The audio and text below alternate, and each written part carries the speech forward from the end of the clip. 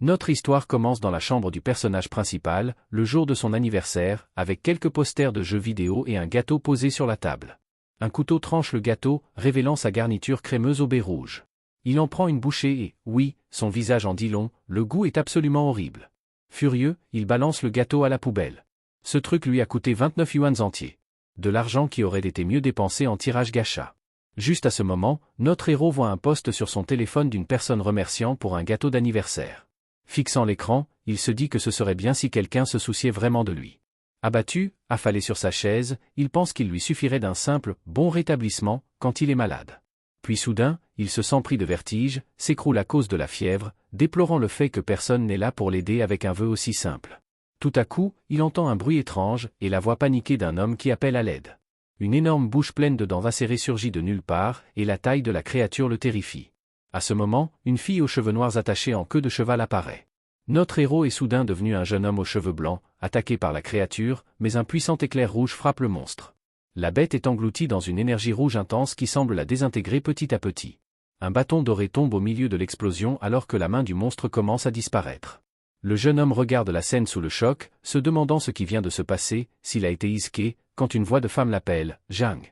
Elle s'approche de lui, allongée au sol, et finit son nom en l'appelant Chiao. Puis, furieuse, elle hurle la dernière partie de son nom, P, avant de lui coller un énorme coup de poing, lui reprochant de courir imprudemment dans un espace interdimensionnel. Le voilà propulsé dans la neige, alors qu'elle lui demande s'il a une envie de mourir. Allongé par terre, souffrant, il comprend, son nouveau nom est Zhang Xiaopi. Et là, ça fait tilt. C'est exactement comme ces histoires de clichés. Il a été transporté dans un autre monde. Ce nouveau lieu, c'est le continent des stars Marshall, empli d'une énergie bleutée. La plus grande particularité de ce monde, les portails qui mènent à des dimensions remplies de créatures fantastiques. En plus des monstres, une force mystérieuse appelée Star Force s'échappe aussi de ces portails. Ainsi, quelques personnes chanceuses obtiennent la capacité de percevoir ce pouvoir et deviennent des éveillés. Leur potentiel est mesuré par le nombre des étoiles qu'ils possèdent sur leur carte, et le corps qu'il occupe appartient à Zhang Xiao, un éveillé avec seulement 9 étoiles. La fille aux cheveux noirs l'appelle à nouveau. Il la reconnaît, c'est Jiangshu, sa demi-sœur, un prodige avec 30 étoiles, pratiquement l'élu. Elle l'aide à se relever de la neige tandis qu'il se plaint du froid, quand une autre silhouette s'approche. Soudain, une voix féminine crie qu'elle les a enfin retrouvés. La jeune fille accourt vers eux, demandant si Chou va bien, puis enlace son ami. Notre héros se souvient qu'il s'agit de Xian, une fille avec 28 étoiles. Xian se tourne vers lui et, moqueuse, l'appelle « Petit Pipi ». Elle le gronde pour avoir traîné dans l'espace interdimensionnel, et il s'excuse, gêné. Elle explique que sa sœur était extrêmement inquiète et il promet de ne plus recommencer. Il comprend alors que sa sœur l'a amené ici pour l'entraîner, car le propriétaire original du corps était devenu arrogant après son éveil. Lors d'une chasse, il s'est perdu et fuyait 2 monstres, mais Jiangshu l'a sauvé. Soudain, le héros sent que quelque chose cloche et s'arrête net. Il se rappelle que sa sœur n'avait abattu qu'un seul des monstres. Et justement, le second monstre blanc surgit devant le groupe, et son apparence est loin d'être amicale.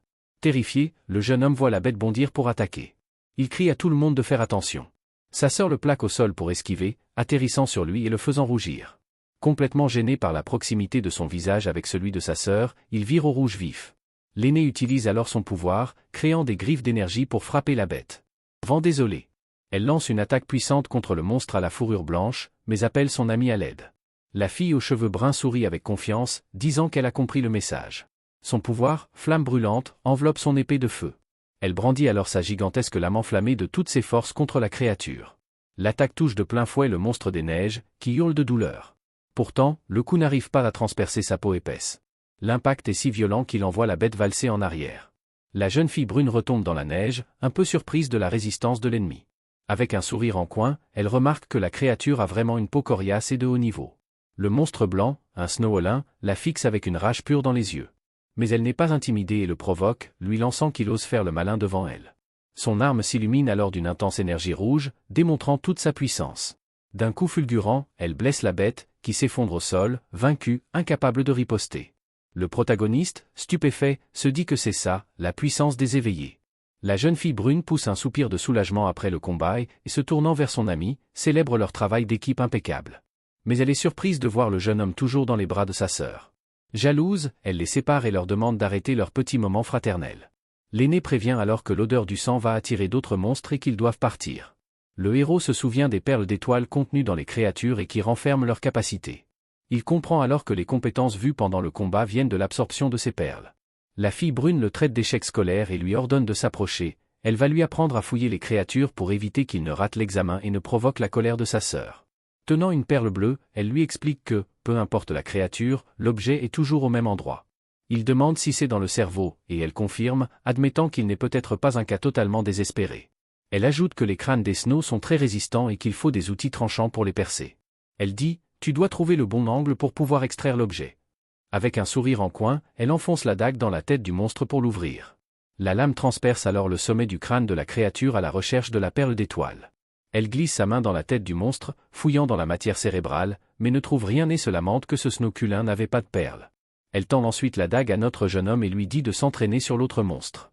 Il pense en lui-même qu'il a vécu 25 ans sans jamais vider un poisson, et maintenant il doit faire ça. Cependant, il se rappelle à quel point ce monde est dangereux et qu'il a failli y laisser sa peau dès son arrivée. Déterminé, il se prépare, conscient qu'il ne survivra pas s'il n'arrive pas à accomplir cette tâche. Elle précise qu'aucun des deux snoculins n'avait de perles d'étoile.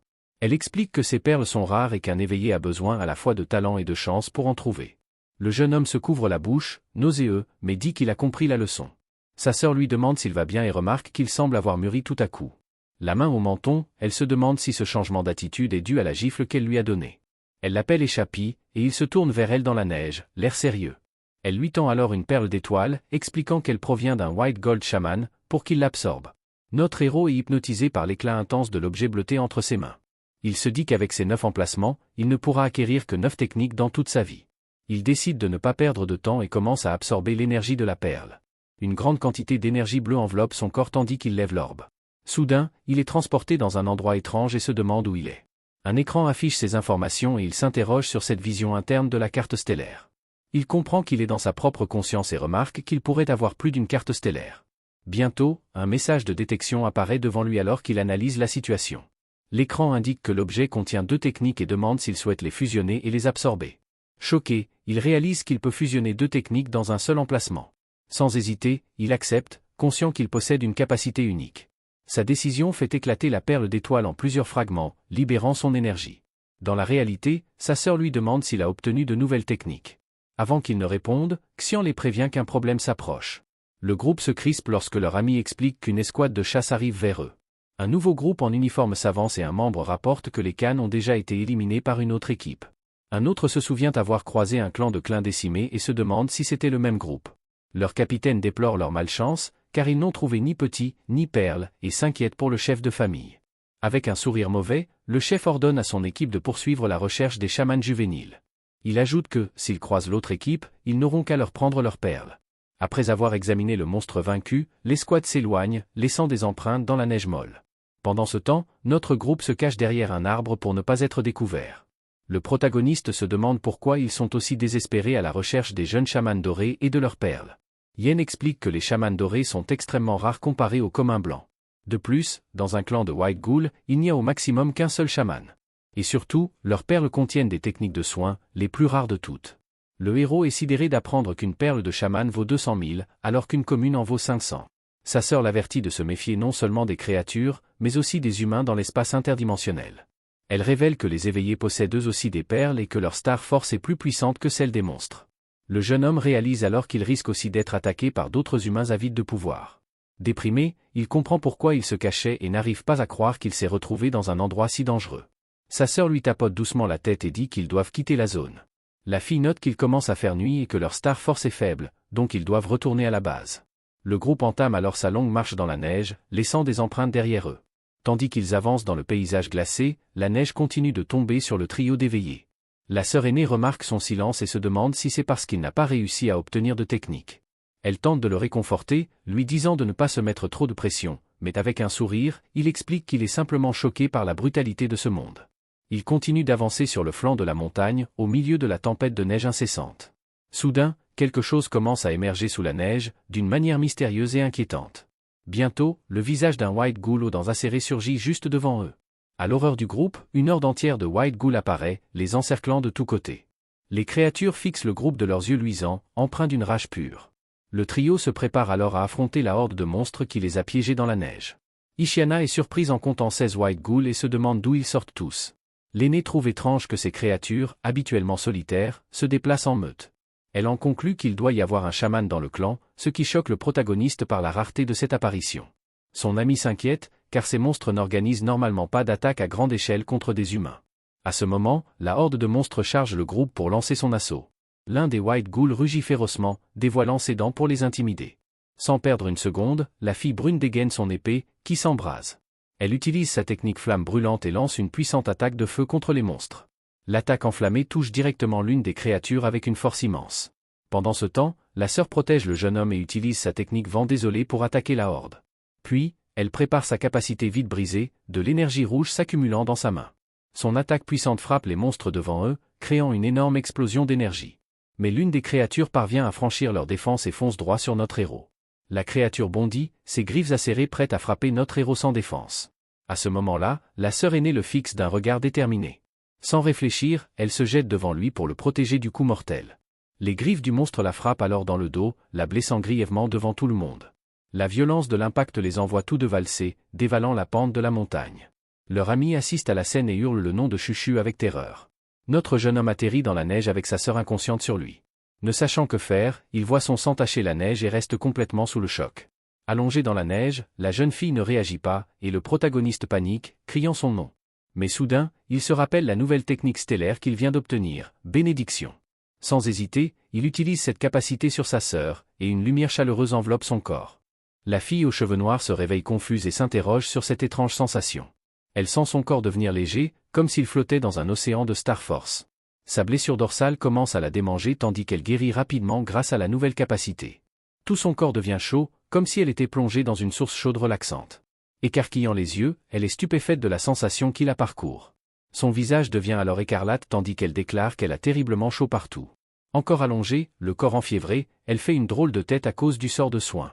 Notre héros, complètement perdu, ne comprend pas sa réaction et se demande ce qui se passe. Mais alors qu'il est distrait, d'énormes créatures s'approchent d'eux. En un instant, 3 monstres bondissent vers le MC et la jeune fille. Les yeux de celle-ci s'illuminent d'une énergie bleue et son expression devient glaciale. Elle se relève d'un bond, entourée d'une aura bleutée. Le MC reste bouche bée devant l'immense aura de puissance qu'elle dégage. Juste après, elle invoque sa carte stellaire, qui brille d'une énergie dorée éclatante. Bras tendus, la jeune femme rassemble une quantité colossale d'énergie rouge pour lancer son attaque. Un vortex de puissance jaillit alors vers l'un des spectres blancs, le frappant de plein fouet. Son attaque explose avec une force dévastatrice, annihilant la créature. Le visage froid, elle reste immobile après avoir libéré son pouvoir. Une fenêtre système apparaît, informant le MC qu'il a gagné un point de compétence pour son premier ennemi vaincu. Surpris, il s'interroge sur cette nouvelle mécanique. Juste à ce moment, leur ami accourt, soulagé de voir que la fille va bien. Mais la sœur, rassemblant encore de l'énergie dans sa main, lui ordonne de se concentrer sur l'ennemi. Aussitôt, une énergie de feu jaillit de sa paume. Elle lance alors sa technique flamme explosive, frappant de plein fouet l'un des monstres blancs. L'impact est si puissant qu'il envoie la créature valser, roulant dans la neige. Avec inquiétude, la sœur avertit que leurs pouvoirs ne dureront pas éternellement et qu'ils doivent éliminer le chaman en premier. Au centre de la horde, le chaman armé d'un bâton apparaît, entouré d'autres créatures.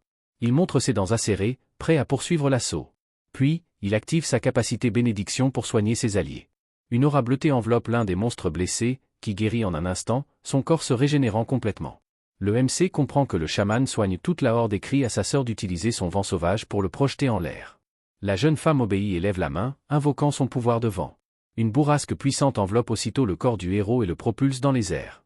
Maintenant en altitude, le jeune homme scrute désespérément la horde pour repérer le chaman. Finalement, il l'aperçoit avec ses 2 gardes dans la neige et hurle qu'il l'a trouvé. Il signale la position à sa sœur, 200 mètres devant. La jeune femme répond qu'elle l'a repéré et plante ses pieds dans la neige, prête à foncer. Le visage concentré, elle démarre en trombe dans la direction indiquée. De son côté, le MC n'hésite pas et court pour coordonner l'attaque. Leur ami charge aussi à travers la neige avec son épée, lançant une attaque tandis qu'une aura de feu immense l'enveloppe. Elle libère sa technique de flamme, créant une vague ardente qui déferle sur la montagne. L'attaque est si puissante qu'elle attire l'attention du chaman. La fille révèle qu'elle n'était qu'un leurre pour détourner leur attention. Et à ce moment, le MC bondit vers la véritable cible en criant « Je l'ai !». Le chaman le fixe calmement, sans peur, tandis que ses 2 gardes foncent pour l'attaquer. Voyant les créatures chargées, les filles paniquent et hurlent son nom avec désespoir. En plein air, notre héros tente de se défendre. Il active rapidement une capacité appelée Dissol. Son ami reste bouche bée, il vient d'utiliser exactement la même technique qu'il a absorbée du chaman. Sa sœur aussi est stupéfaite, se demandant comment c'est possible. Elle se rappelle que la technique absorbée était clairement un sort de renforcement, pas une capacité d'annulation magique comme celle qu'il vient de lancer. Avec un sourire narquois, notre héros provoque le chaman, lui disant de ne pas faire le malin. Puis, derrière l'ennemi, il ajoute « Tu croyais vraiment être le seul capable de faire diversion ». Il finit ensuite le monstre, gagnant un point et une nouvelle maîtrise de la dague. Le corps du chaman s'effondre dans la neige tandis que le dernier garde le fixe.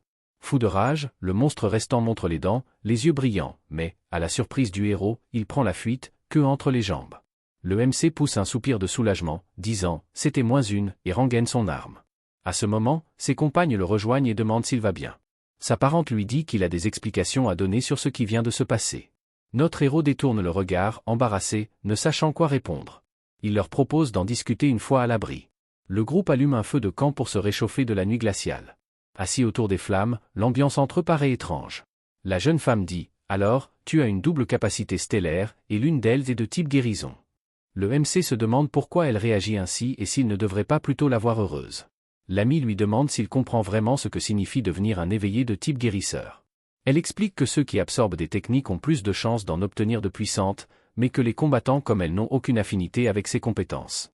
Puis elle ajoute que, sur 100 éveillés, un seul est de type soigneur. Le MC s'enthousiasme et demande « Mais ce n'est pas une bonne chose ? Ça fait de moi quelqu'un de super précieux, non ?» Avec un regard sérieux, sa parente lui répond qu'il n'a pas saisi toute la portée de la situation. La fille sort un insigne et explique que les règles exigent des équipes de 4, et que tout le monde veut un soigneur. Car même avec une seule technique, ce sont eux qui déterminent l'endurance et la survie du groupe.